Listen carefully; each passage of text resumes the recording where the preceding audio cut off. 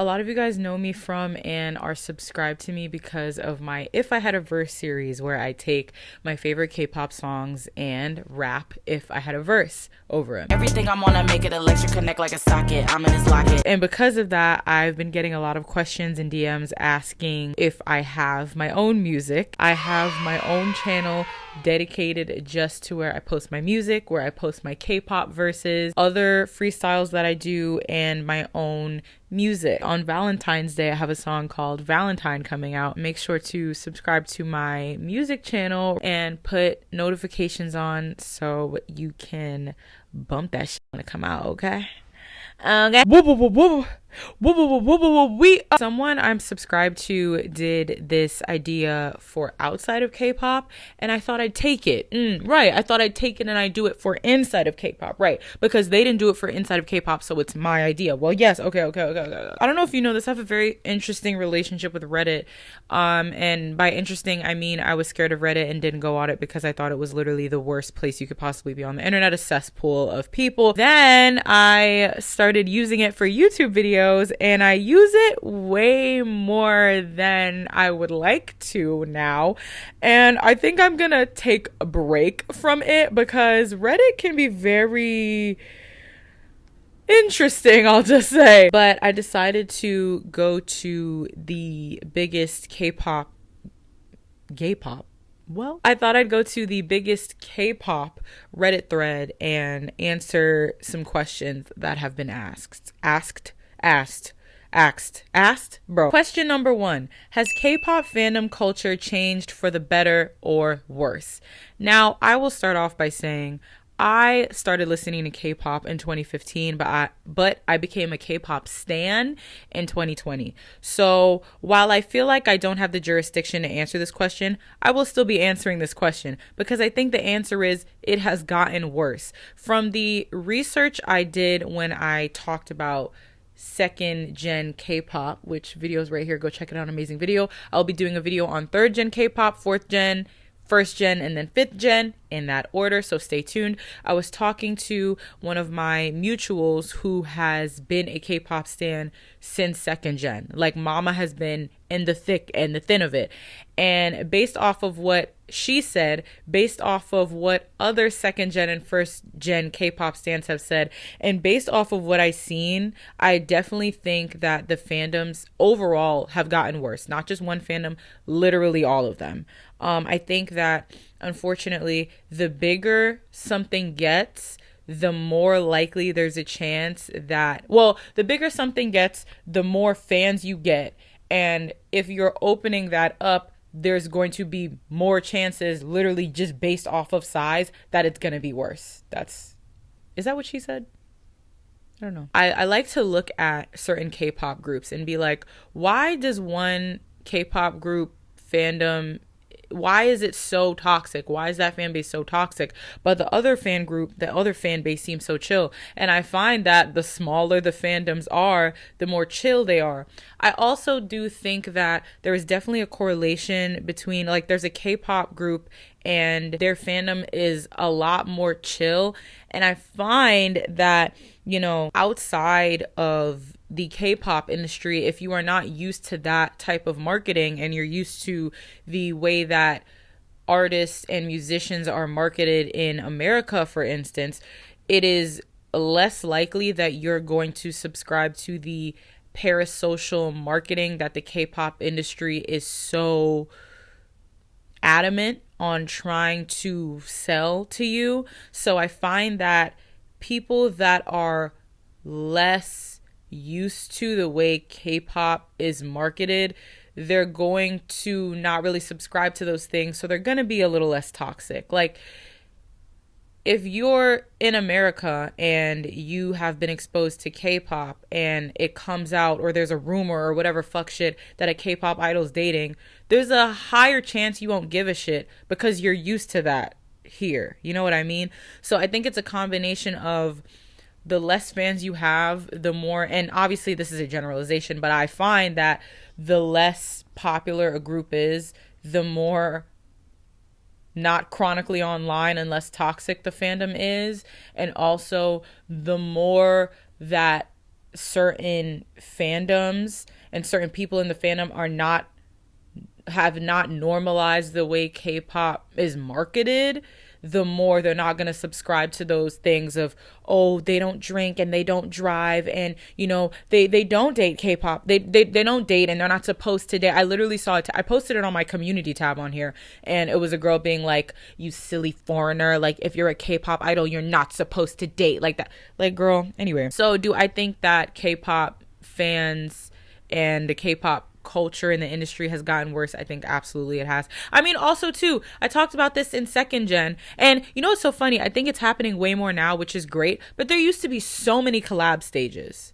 And it's so funny too, I did see this on Reddit, and I said this a while ago, I feel like we're seeing way more, for JYP at least, JYP K-pop idols and just K-pop idols of different genders in general talk more and collab more. Like, we have the Yoonji drinking show that she does. We have, Han, and oh my god, I feel so bad because I'm still learning the members from Twice's name, and she's literally my bias, but her interviewing Wooyoung, which, I love, they matched each other's energy. She actually not only matched his freak, she went above and beyond his freak.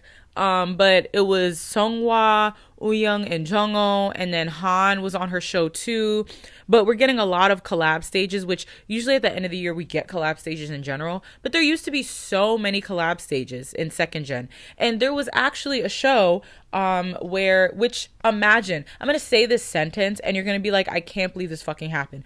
There was literally a show where K-pop idols would go on there and pretend that they were married. They were married. And they had to stop. Stuff like that stopping, stuff like that slowing down. It went from idols being able to interact to now they can't even look at each other. And even if they're not even in the same room as each other, they get dating rumors. And then next thing you know, I think it was Winter literally had stalker psychopaths follow her to her car and yell stuff at her and stuff because there was a rumor that she was dating from someone from an hyphen. So yeah, no, absolutely, it's gotten worse. It's definitely gotten worse. Do you think that there's a difference between being an idol and being an artist? So I picked this question specifically because this will be the topic of the next episode 2 of my podcast, The State of K-Pop, which will be coming out 2 videos after this because I'm doing a video where I listen to Kai's entire discography. I am so incredibly excited because he's coming back in like 6 days. Oh my gosh. So I'll answer this a little bit. Yes. And I did a TikTok said here where I was talking about how RM is literally a part of the most popular group currently. When he drops music, it's like the least popular in BTS and it gets paid dust.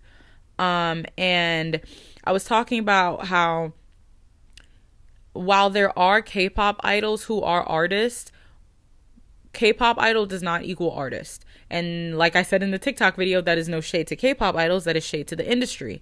That is shade to the K-pop industry. Because with K-pop and the K-pop industry, if you're a K-pop idol, what is most important is not your creativity. It's not the lyrics. It's not the message you're trying to send. It is not your artistry. It is not your music. It is, I think, what the fans think of you. And literally the fans' opinions being what is most important. Unfortunately, like, I feel like a lot of K-pop idols are so quick to, and because of the fact that they're a K-pop idol and they work for K-pop companies, what the fans do is the number one thing. And if they say they don't want you doing this, you're not going to do it again. If they say they don't want you to date, you're never dating. If they say they don't want you to do XYZ, you're never doing XYZ. You don't have autonomy over yourself. You don't have freedom. Because K-pop stans and what K-pop stans say are most important. So I feel like a lot of K-pop idols are also quicker to try and appease what K-pop stans are saying, which can obviously be really, really bad. But I feel like a lot of, just the K-pop industry in general, what's important is what the fans are saying and what the fans think of you. And it's not about artistry. So that's why I think there's a difference between being a K-pop idol and an artist. And I find that when K-pop idols are trying to break free of the K-pop idol labeling and marketing, and that was a hate crime on Black History Month. That's crazy. When they're trying to just establish themselves as an artist and not do like K-pop concepts, if that makes sense, and K-pop marketing, I feel like a lot of K-pop stans that were a fan of the group they're in or say that they're a fan of them don't ever fuck with the music that they make. And it's so ironic because this is actually the music that they want to make. Like, Jenny on this run and Lisa and, you know, Rose and whatever Jisoo's going to come out with. But, you know, talking about RM and the members of BTS, you know, this is the music that RM wants to make.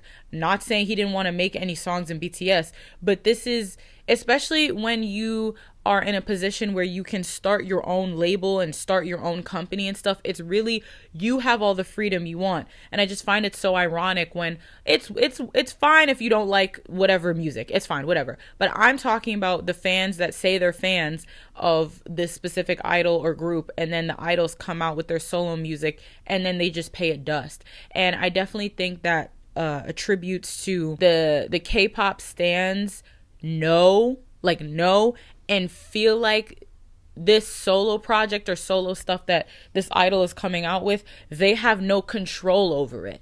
Like, because this is like, say an idol, right, is in a group and then starts their own company, comes out with music they want to come out with.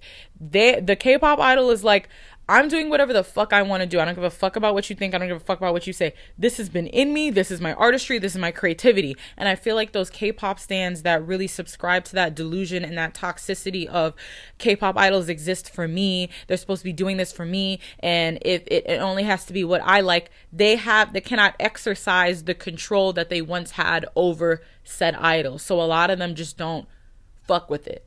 And it's not really because, oh, I don't like the genre of music. That's a different thing. But yeah, I will be talking about, I have a long list of idols that I think are artists that are in the K-pop industry, but I'll be talking about that in my podcast. So stay tuned for that. Okay, next. Which K-pop group don't you listen to / stan anymore and why? Okay. You know, this makes me so sad. I'm going to start off by saying this. I am not a hater. I've never wanted to be a hater, and I don't like when I am a hater. And I feel like a lot of K-pop stans loved, and just the internet in general loves to like hate. I don't like shitting on people, and this is not me doing this, but I just wanted to start off by saying that when I say what I'm about to say. And I thought, actually, before I ever said this on my YouTube channel and my TikTok, I thought I would never say this.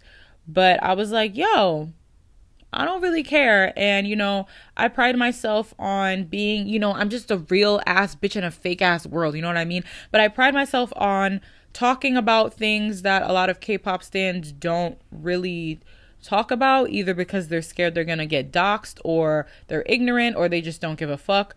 But I literally, LE SSERAFIM and P1 Harmony used to be in my top K-pop groups of all time. LE SSERAFIM was the only girl group that I stand. Like, yes, I love ITZY and Blackpink and NMIXX, and I listen to them. I saw all them in concert. But I, like, the way I stand boy groups and consume their content is the way I would watch LE SSERAFIM and consume their content. Like, they were top groups for me, LE SSERAFIM and P1 Harmony. If you could ask my friends, every single person I would come across, I'd go up to people in the street and be like, you need to listen to P1 Harmony. Have you listened to P1 Harmony? Literally Killing It was my top, and I think top 5 songs of 2024. And both similar instances with cultural appropriation, where LE SSERAFIM, when they came out with Smart, I was so disappointed and turned off by it because of the fake accents, and it really felt like, you know, because that was when Tyla really popped off, so I feel like all the girl groups were just trying to do a one-to-one recreation of Tyla, and it just felt like they were, and this is not the members, right, this is the staff, I felt like LE SSERAFIM, they were pushing their identity to the side just to do what was trending for 5 minutes. And not the genre that was trending for 5 minutes, but I mean like to do what was trending for 5 minutes and then we'll go back to our identity. Like, I feel like, I don't know what video I talked about this in, but, you know, oh, this is an upcoming video I'm going to do talking about losing your identity for what's trending. But what really got me was the smata, like the accents and stuff, and like why are we I had a lot of problems with it, and it really disappointed me. And then P1 Harmony, the whole do-rag, I call it do-rag gate. I feel like a lot of K-pop stans that like don't give a fuck about black people and black culture and stuff and like genuinely don't care, try and use that and weaponize that, are the same people that are like, if I say my favorite group is Stray Kids, then they'll be like, because they don't like Bangchan, they're like, oh, well, he wore cornrows, so like he's racist. And they're not actually saying it because they care about, you know, black culture and stuff. They're saying it to try and weaponize it against me. But I don't think y'all understand, like, and it's different for everyone obviously, but I don't think y'all understand how hurt black people can be when these K-pop idols do this. Like, I genuinely went from P1 Harmony being my top 5 group to I haven't listened to them in months. It just actually really hurt me. Especially because, you know, Kiho has been so vocal about, you know, which the sentence of we're trying not to do cultural appropriation is insane. But like cultural appropriation and, you know, a lot of pieces, which is the, you know, P1 Harmony fandom, are black because of that reason. Because Kiho, you know, made it seem like becoming a P1 Harmony stan was a safe space to be in. Because once again, as a black K-pop stan, there are literally no spaces for us. So to have somebody that wasn't black, that was speaking on an issue that is so important to black people, it felt like we were being seen. And then for the do-rag situation to happen, and then for Kiho to go on Bubble and be like, no, it's not a do-rag, it's a scarf and Bella Hadid. Now, listen, when I talk about these situations, I have to come from more than one place. Pause. Because it is nuanced, and I really don't think we understand how little creative control and just control in general that groups have. So there's a very high chance it could have been a situation where the staff and the stylist was like, oh, you know, here are these do-rags, and Kiho was up and down, like, and I like giving people the benefit of the doubt. There's a chance Kiho could have been like, no, like, I don't want to no, we're not doing this. And the staff was like, well, you don't have a choice, so put it on. There's also a chance that he could have genuinely thought it was a scarf. There are just so many things. So, you know, I don't want to put blame on Kiho or the members in general. I have to, there are just different situations that could have happened. But bottom line is, it happened. If you are, because I was talking to a black K-pop stan, and she was like, I don't think it's a do-rag. And I was like, period. That's good for you. But you can feel one way and I can feel another way. You can feel like it's not a do-rag and not give a fuck. That's completely fine. I feel like it was a do-rag. I feel like it is a do-rag. And I remember, because I was a piece, post notifications on when that came up for the teaser trailer for the music video. And it was Intak. They were all wearing do-rag, but it was Intak. Jungsoul was wearing not, which I was like, why couldn't they all just, whatever. I automatically felt weird and grossed out and turned off and disappointed and sad. So, you know, you feel how you want. I felt a certain type of way. I haven't listened to them in a while. And, you know, that's how I feel about that. And it is really disappointing. And I don't know if I'm ever going to listen to them again or stand them again. Maybe I will, but it's going to take a while. I don't know how long. But it's going to take a long time because, you know, it's since before Sad Song came out. So like I heard parts of the song in like K-pop dance covers, but like I have not listened to them for months. So I'm kind of mourning that. But damn, I did not think I'd be talking this much. Getting emotionally attached to idols suck. Now, this isn't a question, But yes, parasocial relationships, I have spoken on this. I've made videos about it. Every single K-pop commentary video I do, I talk about parasocial relationships. Everything goes back to parasocial relationships. Because I was a directioner during prime directioner days. I was 12, 13, 14, 15. Like, that was the perfect time for me to be a directioner. And, you know, I that's why when I do look at some K-pop stans that are around that age and act the way they do, I kind of understand them, because that used to be me. For the most part, I do think you kind of like need to go through that. It's just, you know, realizing with people you don't know, you need to be really careful and understand that you are projecting how you think they are, how you think they act, what you think they believe in. So your view on Changbin or your view on Jungkook will never actually be the accurate view unless if you know him and are friends with him. And, you know, it's realizing that, like, well, once again, I can't sit here and say I love Harry Styles because I can't love somebody I don't know. I love Harry Styles' work. I love Harry Styles' music. Another friend of mine does not give two fucks about Harry Styles.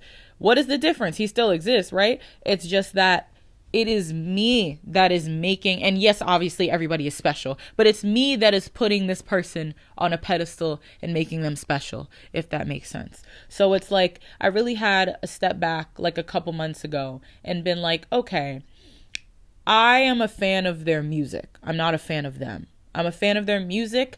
I'm a fan of the persona that they give off, but I don't know them. You know, just a reminder that you are pushing your assumptions and how you believe they are on them, and that's not actually how they are, because you don't know them. I would say, you know, because parasocial relationships, the word is used so much, but it's not a buzzword. It's really true. I would just say to be careful, and just be careful with how you take in these K-pop idols, and just keep that reminder of like, they're strangers and you don't know them. So, do you guys use your album stickers anywhere and put ID photo cards in your phone? So, I remember seeing a TikTok of this, of, you know, it was like me when me and my friends go to Korean barbecue, and it was like them taking their photo cards out of their phone case. I don't take this out. This stays with me everywhere. And I find that like, and I think it was like the comments and the gist of the video was like, I don't want to be considered a Korea boo. And let me tell you something. If you're not a Korea boo, you're not going to give a fuck about being perceived as a Korea boo. If you are a Korea boo, I feel like you're going to care about that shit. I don't give a fuck. It's a genre of music. I bought an album. I bought a photo card. I'm going to put it on the back of my phone case. You can think whatever the fuck you want about me, but I know who I am at the end of the day. So I don't give two shits. Like, I really fucking don't. I do not care. And I feel like too, you know what? I don't want to speak on any business owners, but if I own a fucking Korean barbecue place and K-pop idols have literally driven up the amount of business and revenue and money that I get, hell yeah. K-pop stans, come one, come all. Spend your money. Like, yeah, I just feel like if you are normal, I feel like if you're not weird, you're not gonna give a fuck about like, oh my god, am I you know what I mean? Like, I feel like people who are really, really like so concerned, and it's one thing to want to be, I'm forgetting the word, but it's one thing to want to be not ignorant. It's one thing to walk into spaces that you're a guest in and make sure that you have some fucking decorum, because I do that, well, yes. But if you're sitting here 24/7, like, bro, I'm not sitting here being like, oh my god, I don't want them to think I'm not a Korean, I'm a Korea boo, because I'm not a fucking Korea boo. Have you ever attended a K-pop concert with a bad/boring crowd? So I'm not going to say what it is, because it's not that the crowd was bad or never had a bad or boring crowd before. I just find it interesting that, you know, there was this one K-pop concert I went to, and like, a lot of the fans were like there was a fan next to me recording the entire video, and it was to the point where one K-pop idol on the stage was like, hey guys, can you put your phones down? They said it multiple times. They're literally like, yo, this entire concert is all on YouTube, all 4K, all 8K HD, front row barricade view. Like, put your phones down for a couple seconds and like, let's just be in the moment. I'm like, if the K-pop idol on stage is begging y'all to put your phones down, like, Jesus Christ. But it was so interesting because listen, if you see me at K-pop club night, hi, how are you? But if you've seen me at K-pop club night and at concerts, I will have a good motherfucking time, okay? I paid money to sit here and, see these idols who only come to America once and whatever. Like, I'm not walking around the street and seeing them. You know what I mean? I don't live in Korea. Like, this is not a normal experience. So, like, I'm going to have a good and fun fucking time. I'm going to be screaming. I'm going to be carrying on. I'm going to be making friends with people. So, like, for a second, I was kind of like, oh, like, should I stop screaming? Because somebody next to me was trying to record the whole concert. And I was like, actually, what? No, I'm at a fucking concert. I'm going to scream. You know what I mean? I also find it interesting that, there are certain people that I've seen that, like, are like too cool for school and like don't want to dance. And like there were literally people that were just like this the whole time. Like this. I'm like, why are you here then? Why are you here? If you're at a concert and you like came to pout the whole time, that is so weird to me. I'm going to end it with, what are your most streamed K-pop songs for January? And it's funny because this was a series that I was doing. Slay. So this is hilarious because when I tell you, I just added this song literally maybe like 3 days ago, and I have literally, I went to go, which vlog coming soon, I went to go pick up my mom at the airport, and the drive was like an hour, and I kid you not, the entire time I was listening to Deep Dive by ATEEZ. I don't know why, but literally the past 2 days it's just been on a loop. Well, I don't know why, because the song is really good. So it literally went from me not listening to it at all, me not having the song downloaded, to the top of my on repeat list. And the fact that it's above Walk is insane. Walk is my favorite K-pop song to come out in 2024. This will always be on repeat. It's number 2. Walking on Water is 3. Kawasaki by 1 or 8, which that's not K-pop, but whatever. I feel like they market themselves as a K-pop group, so I'll say that it's under K-pop, which is interesting. I feel like I haven't listened to it in a minute, but that just proves how much that I listen to that song. Work by ATEEZ is on here, which is shocking because once again, like a lot of these songs that are on here, I feel like I haven't listened to that much. But once again, if Work come on, I'm not going to skip it. Something that does make sense is Hajima, Hajima by GOT7, because of the video I did where I listened to their entire discography. Go check that out here. See That by NMIX. This will always be on here. Like, I will actively seek out this song. It's not just, oh, if it's on shuffle, I'm going to play it. No, I add this to queue. Black Swan, I was watching the Bangtan Bomb, like behind the scenes of, Jimin doing the dance and the music video being made. So, yeah, I've been listening to that recently. Ice on My Teeth by ATEEZ. Doctor, holy shit. One of my favorite, if not my favorite, ZB1 song. Super Bowl by Stray Kids. What's Good by 17. The Killer by TXT. Don't Mind Me, Pookie. Rockstar by Lisa, the extended version. I Got It by Han because I just did a freestyle to that. Go check that out.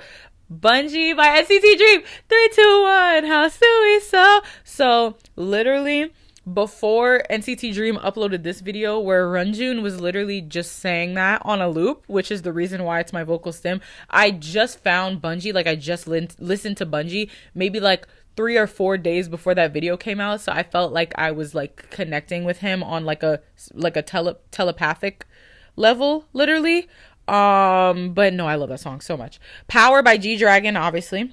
I got the power. Python by GOT7. Yes, I am learning the dance cover coming soon.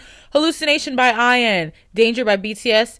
Pira, it's not Pirouette. Pira, I don't know. By Le Sserafim. That's my girl. Just Right by GOT7. Chick Chick Boom by Stray Kids.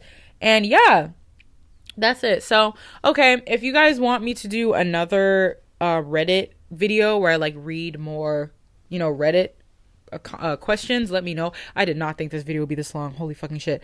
Yeah, because I don't know if I want to do another one. So y'all just let me know if you want it. But yeah, a vlog is coming.